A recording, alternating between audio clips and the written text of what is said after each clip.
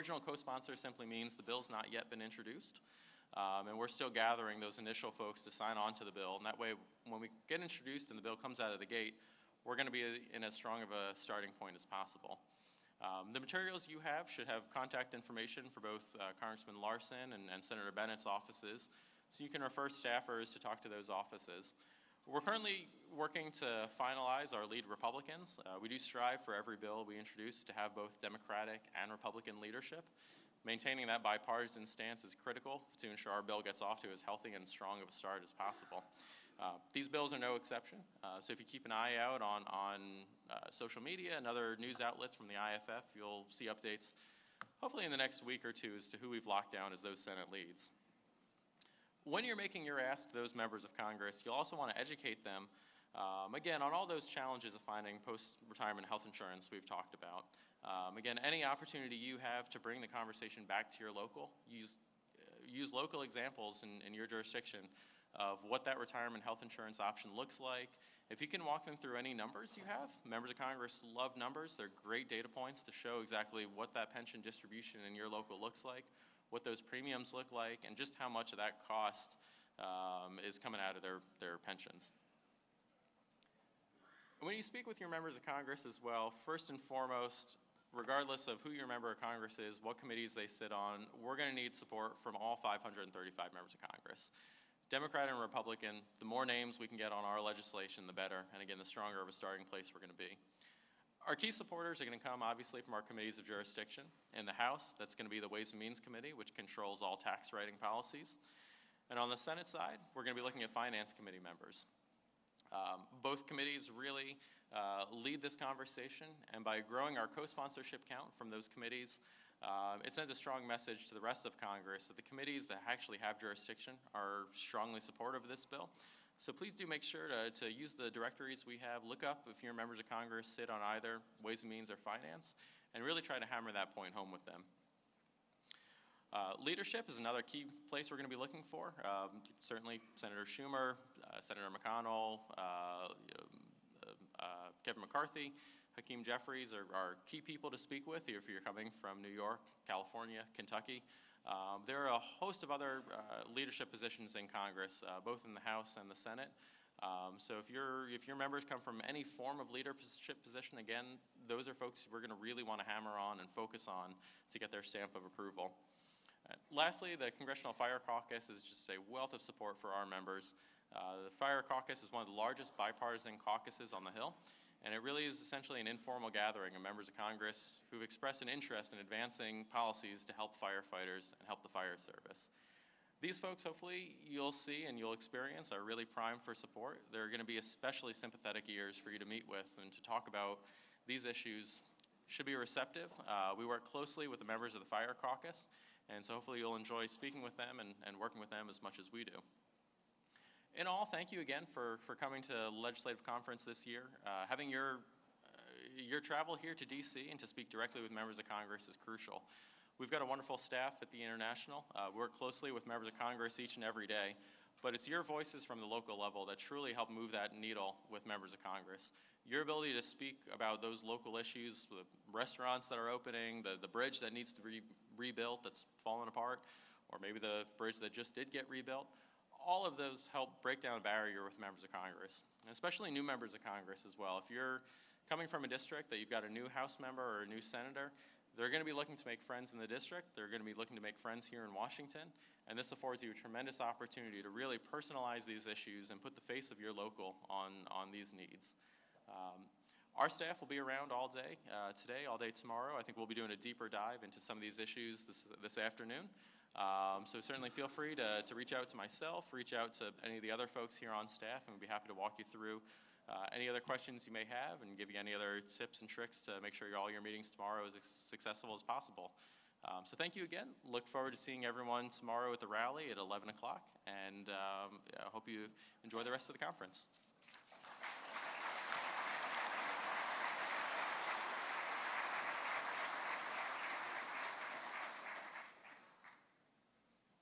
Please remain seated as the program is about to begin.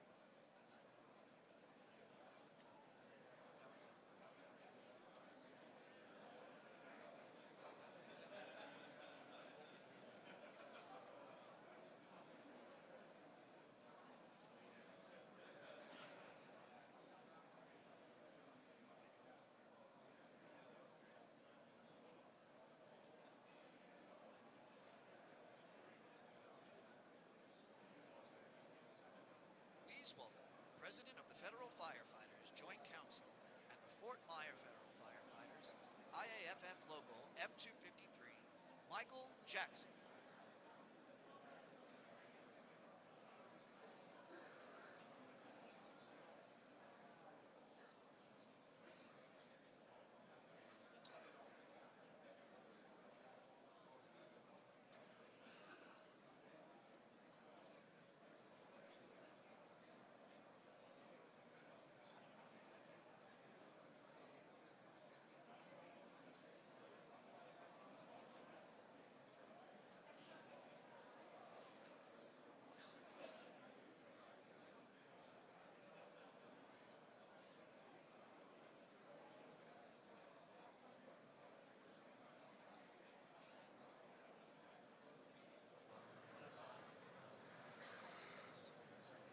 Please welcome President of the Federal Firefighters Joint Council and the Fort Myer Federal Firefighters, IAFF Local F-253, Michael Jackson.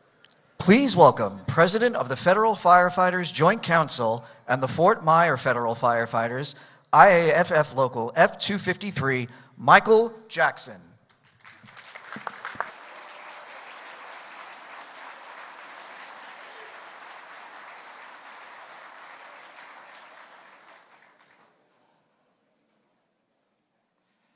Wow, what an honor.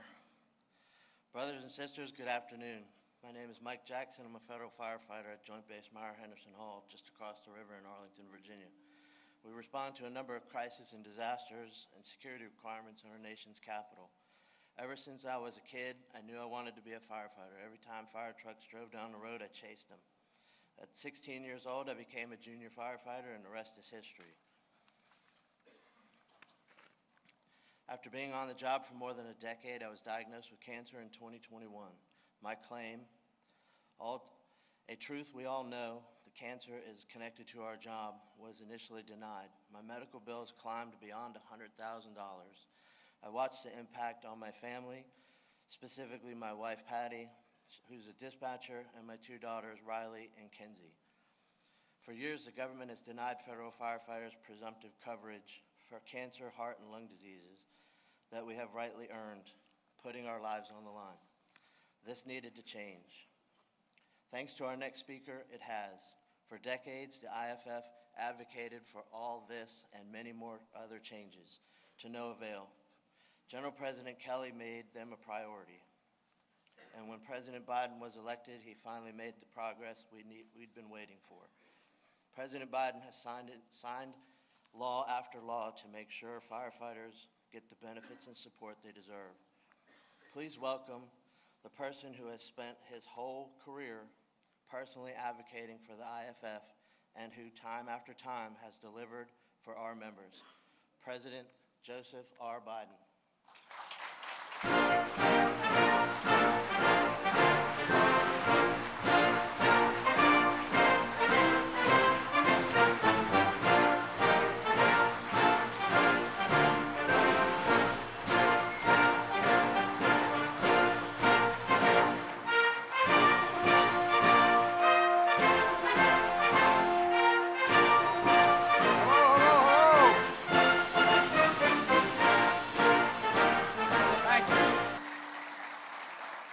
Thanks, Mike.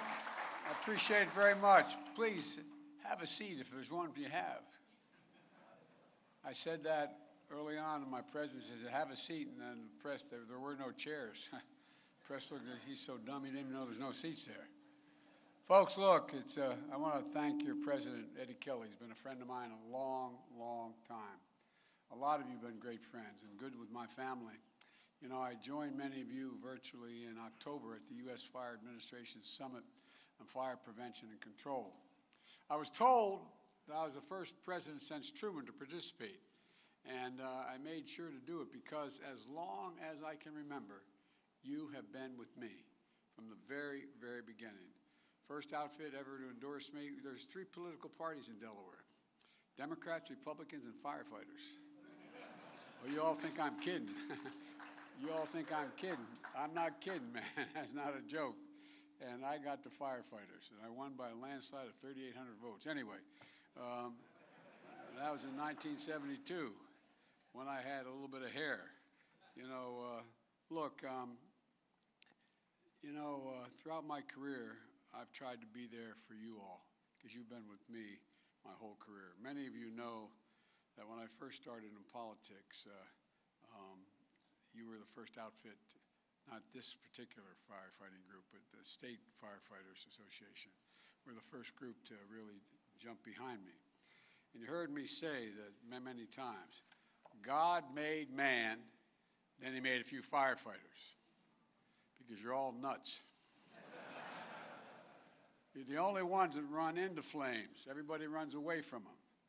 The overwhelming human instinct is to run away from danger, but when the bell rings, you run toward it, no matter what. And folks, you know, you put on that helmet, you put on that gear, you jump in the back of that truck, and you jump in the ambulance. You do what you do, and you do it well. And you say you're just doing your job. Well, we know it's not just a job. Being a firefighter is not what you do, it's who you are. It's who you are, it defines you. As a kid in Claymont, Delaware, we moved down from Scranton. It used to be a steel town. There's no steel anymore. There used to be worse steel. And I lived in an apartment complex when we moved down, and up the street was a little Catholic grade school I went to called Holy Rosary. And right across the street was the Claymont Fire Hall. And that was a place where you got buried, you got married, it was the center of the town, for real, not a joke. And a lot of my buddies, we all either became firefighters, cops, or priests. And here I am. I wouldn't qualify for any of them. But folks, it's been part of my career my whole life, and I'm not going to go through it all, but you literally, my fire company at home, saved my life. I came back from a trip after being away for a couple of days, and I had these terrible headaches, was diagnosed with having anyway, they had to take the top of my head off a couple times, see if I had a brain. But all kidding aside, what happened was it was a snowstorm, and I had a cranial aneurysm, and I had to be operated on immediately. And the doc who was going to do it was the best doc who was around, who was down at Walter Reed, because he had operated on so many folks. And I couldn't get down. The Republican president, offered me the Marine One to get down, but they couldn't fly because of the weather. So my fire company got me down in the middle of a snowstorm for a 9-hour operation. Saved my life. It saved the life of my sons and my two sons when my wife and daughter were killed right after I got elected. Tractor trailer broadside them, killed my wife, killed my daughter, and my two boys were on top of their dead sister and mom they tell me I never wanted to know the detail, but up to close to 3 hours took my fire company to jaws of life to get them out and get them to the hospital. When I was down doing the last show with Tim Russert, Meet the Press, the last show he had done, lightning struck in a pond behind my house, went up underneath the conduit, caught fire underneath the floorboards of my house. And it was during the summer, air conditioning was on, smoke that thick, all 3 stories. The reason I can assure you that is because every piece of furniture had to be replaced because of the smoke. But guess what? My fire company was there to go in and save my wife, get her out, the cat, and my 67 Corvette. In all seriousness, you've been there too many times. And people don't really appreciate what you do until they need you. They don't really understand it. And you're there every single day for families all across the country. And with the climate change becoming so severe, we're calling on you more and more and more. Extreme heat and drought have turned wildfire season into wildfire years. Cities and towns have never had to confront this before, and are now facing it head on. As president, I saw firsthand the devastating wildfires that burned homes and businesses from New Mexico, Colorado, California, Idaho. I met with firefighters, many of whom are never trained to fight wildfires, saving lives and risking their own. They brought boats and rescue equipment after hurricanes in Florida, Puerto Rico, New Jersey, New York, Louisiana, all of which I've been to since I've been president. Rescuing families from ruined homes, ferrying people and pets to safety. You travel far and wide with urban search and rescue and other disaster response teams, and you help your fellow Americans take care of your own. Take care of your own. You don't just show up at disasters. In many of the places I've been in the last year with all these disasters, the very firefighters who were helping out, their homes were burning while they were helping. their homes were burning. They were still showing up to the job. You show up every single time that bell rings. You respond to hundreds of thousands of fires, medical calls, and other emergencies. When the building collapsed in Surfside because of the foundations going on, it was firefighters pulling people from that wreckage when I was down there. When mass shootings ripped through communities from Michigan State University to Monterey Park and El Paso to Buffalo, you rushed in to save lives with your own law enforcement partners. Look, this is tough work, and you bear the scars, and you paid the price for your courage.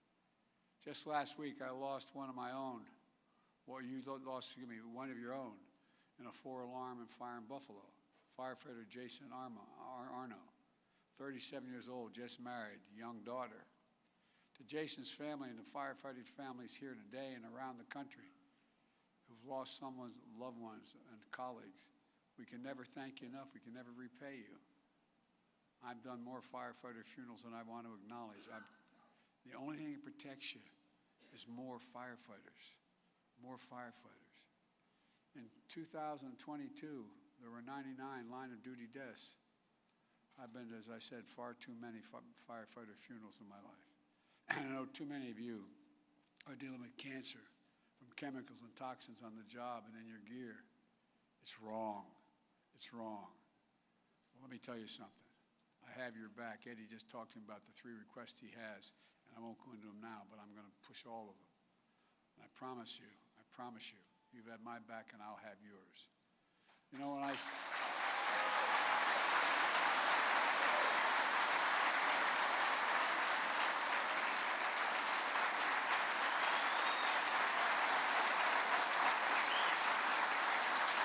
So,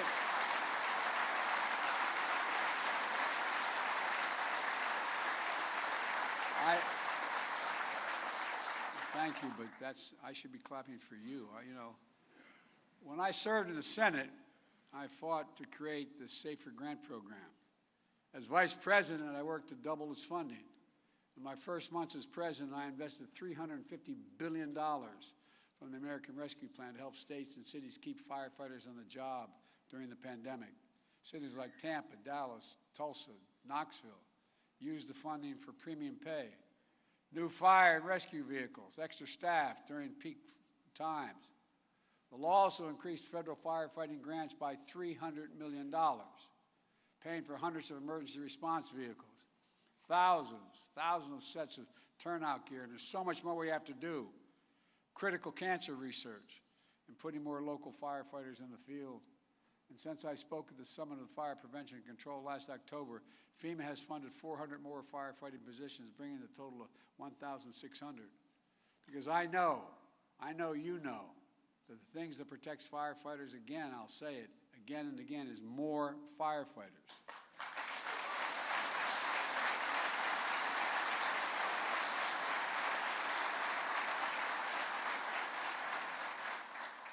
My dad used to have an expression for real. My dad was a real gentleman, never went to college, but he was a guy who cared a lot.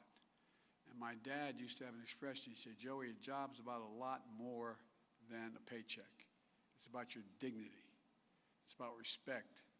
It's about being able to look your child in the eye and say, honey, it's going to be okay. That's why I fight so damn hard to protect your right to collective bargaining.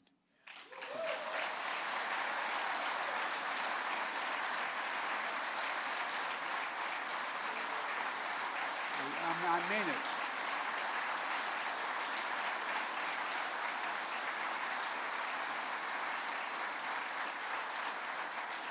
And to make sure you have what you need to manage the risk of your job. Today, emergency response and preparedness standards, including the rules on fire brigades, are outdated and incomplete.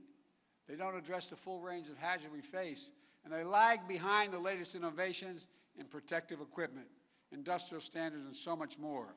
That's why the Occupational Safety and Health Administration convened a multiple agency panel to draft better standards to protect folks like you, to protect all the rest of it, who protect the rest of us. They're on track to propose an updated rules this fall. And when they finally comes time for you to leave the job and enjoy some hard-earned peace, you should be able to retire with dignity, That's why last year I was proud. I was proud to sign legislation to make sure disability retirement benefits remain tax-free the whole life. And that's why, as senator, I fought for the Public Safety Officers Benefit Program and helped strengthen it. As president, I signed legislation extending those benefits to firefighters who are permanently disabled and the families of firefighters who die after experiencing trauma like PTSD on duty. You see so much. You see so much, God love you. I'm not sure how you do it. Because your families make the sacrifice they make every day right along with you. When you put on that uniform, or when they may be in the area where you may be working out of, they hear that alarm go off, they hear that siren go off, they wonder. They wonder not just who in fact is in trouble, but are you going to be coming home? Are you going to be coming home? Every family dreads the possibility of receiving that phone call. There's a line from the English poet John Milton. It goes like this. He said, "They also serve who only stand and wait." They also serve who only stand and wait. We owe an overwhelming debt of gratitude to your families, your mothers, your fathers, your brothers, your sisters, your husbands, your wives, and your children. We owe them big for supporting you.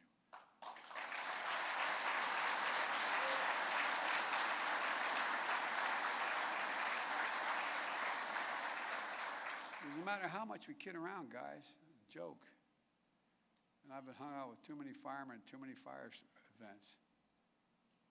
What you do takes enormous courage. It's a simple proposition. It takes courage. I want to personally thank your families who had to stand and wait while you keep us safe. Much of what we're doing is about your right to be treated fairly, with dignity and with respect. Part of that is making the tax system as fair. By the way, we can make all these improvements and still cut the deficit if we start making people pay fair share.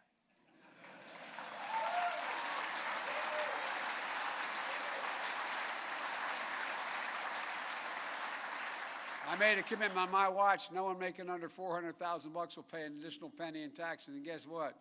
I did all we did, and all the stuff you guys wanted me doing and some more, and we still cut the deficit in the last 2 years by $1.7 trillion. You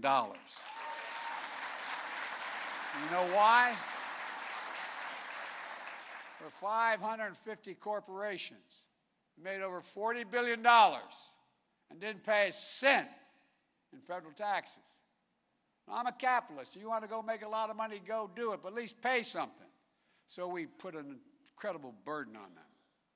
We made them pay 15% tax.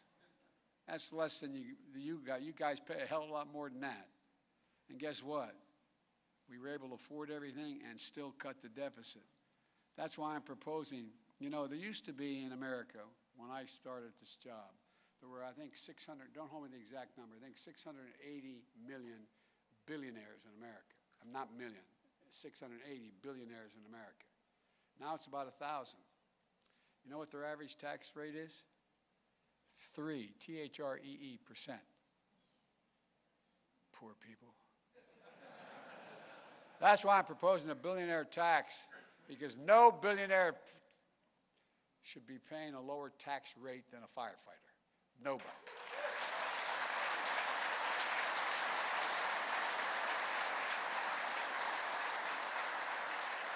By the way, they still have hundreds of billions, millions of dollars. It's not like it's going to be a great sacrifice.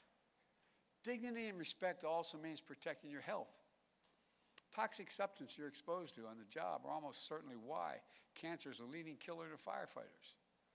You don't have to look much further than 9/11, how hard we all fought to make sure they got covered. We stepped up and did something about that. We should step up now. I have a proposal that started in the last administration I was part of with Barack Obama. It's called the Cancer Moonshot. It's a key part of my unity agenda in the State of the Union to bring together every part of the government to cut the cancer death rates in half and invest in research and development and early detection and screening, better support people facing diagnoses, and end cancer as we know it. We also created a special claims unit at the Department of Labor to process cancer claims. All other claims for federal firefighters, and do it faster. We're going after toxic exposure to PFAS, so-called forever chemicals, that for years have been in your gear, your equipment, your fire supervision agents. You know, they depend, that you depend on to be able to do your job. I signed legislation to fund research aimed at understanding the risk you face from PFAS and how to mitigate it. We banned the Department of Defense from buying gear that contains PFAS as soon as alternative is available. I'm determined to make sure you have the gear that protects you without making you or your family sick. You deserve it.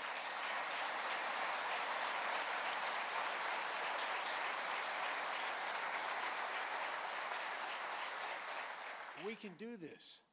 I met with every major cancer research facility in the world but one. From Asia to Europe, the Middle East. And guess what? We can do it. We've got to fund it.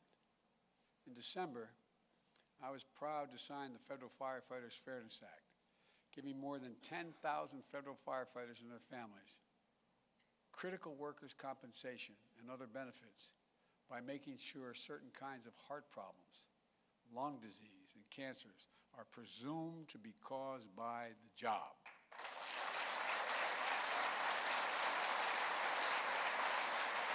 Got to do it.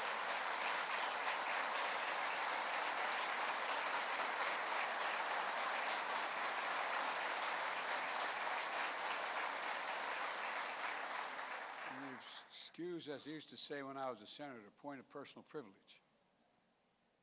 I'm wearing a tie that has the insignia of the organization my son set up before he died for abused children.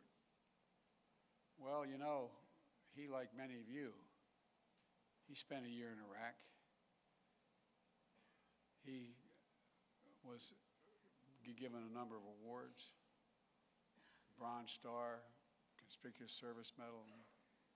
But the problem was he went one of the healthiest guys in his outfit.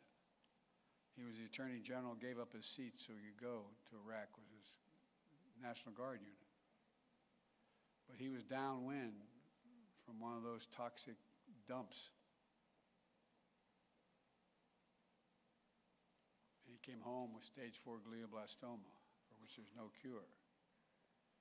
And he died. The idea, and that's why I work so hard to get that legislation passed for veterans, that you have to prove beyond a doubt what caused it when it's obvious what was in the air. It's just wrong. Senator Klobuchar and Congressman Pascarell, are working on what they call the Honor Act to extend public safety officer benefit program to cover firefighters who die from cancer. I support it. Congress should introduce it, pass it, and get it to my desk for me to sign it.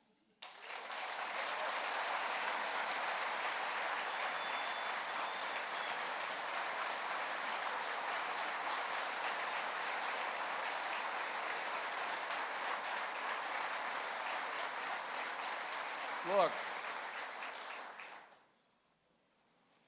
no one's saying you didn't know this was a dangerous profession when you joined it.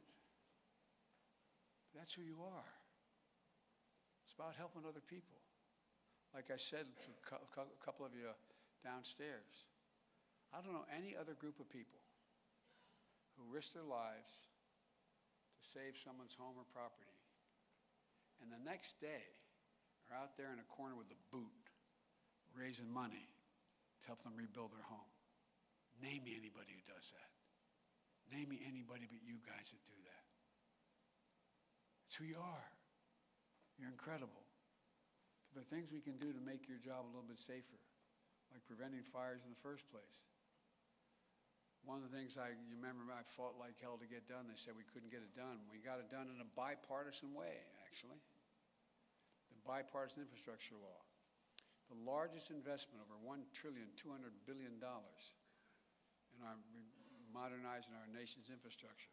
Largest investment since the Eisenhower interstate highway system. How can we be the leading country in the world economically and have a second-class infrastructure system? When people hear infrastructure, they think only of roads and bridges, which is important. Well, this includes significant funding for community resilience to wildfires, like clearing trees and brush, creating fire buffers in high-risk areas, and to harness new tools to keep communities safe. These new tools include advancing satellite technology that's going to help us get better predictive evidence of where wildfires are going so we can better position resources to respond. We're rebuilding and reinforcing our water mains in America. Too many firefighters are showing up, and guess what? No water's coming out of that hydrant. We're also repairing roads and bridges all across the country so emergency responders can get to people quickly. Let me give you an example. When I was doing the Recovery Act in the last administration I was in Barack's administration, I was in South Central Pennsylvania, and there was a creek about as wide as this from the buffer there to the wall, and there was a bridge over it. I guess it might have been, I don't know, 35 yards, 40 yards long, and on one side was a fire station. The other side was a school. Had there been a fire, they couldn't get across that bridge because they couldn't handle the weight of the fire truck. So they had to go, don't hold me to this exactly, but I think it was 8 miles up the creek to get to the bridge they could cross to come back. How many kids would be dead by then? We have to go. We have to fix this. And the Inflation Reduction Act, funny sounding name, makes the most significant investment in history in confronting climate change, including protecting forest health, reducing fire risk in nearby communities to protect you. We made a lot of progress, but there's so much more to do. When you respond to a fire, you don't leave until the fire's out. Well, I'm telling my colleagues, don't leave till we finish the job. We got more to do. I'm determined to finish the job. We passed this legislation. It's out there. It's out there. And we're going to get it done. Make your lives a little bit safer. You can never make them really safe because you do so many incredible things. Let me close with this. When the worst happens, when those alarms go off, when everything and everyone you love is in danger, there's no better sight in the world than a firefighter ready to go to work. So thank you for being who you are, and I mean this from the bottom of my heart. It's personal. Thank you, thank you, thank you. And thank you to all the heroes you represent. We're on alert, on call, communities all across the country this very minute. You guys are the best, you women are the best, and that's not hyperbole. You're the very best America has to offer. We owe you, and I promise, as long as I'm standing here, I will never forget what you did for me, for the country, and for all of us. Thank you, thank you, thank you. God bless you, and may God protect all firefighters. Thank you.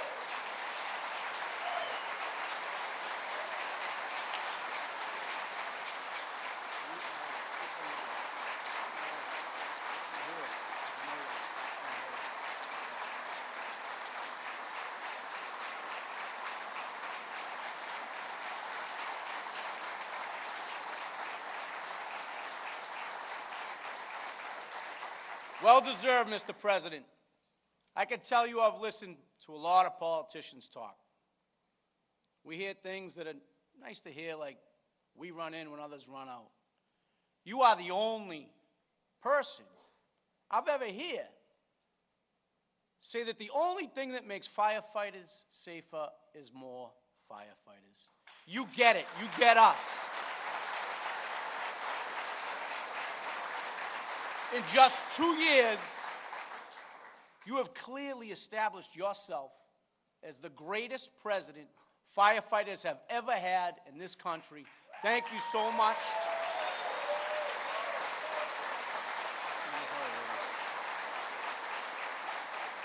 You're making our very dangerous job as safe as it possibly can be, one leadership decision at a time, and we thank you. And we thank you on a personal level. One of our IFF members' son, a naval officer, is caught up in the politics in Japan, And we thank you for personally trying to help the Alconis family. We know that you're doing everything you can. We thank you. We love you, and we thank you for everything you've done for all of our IFF family. Thank you, Mr. President. Thank you.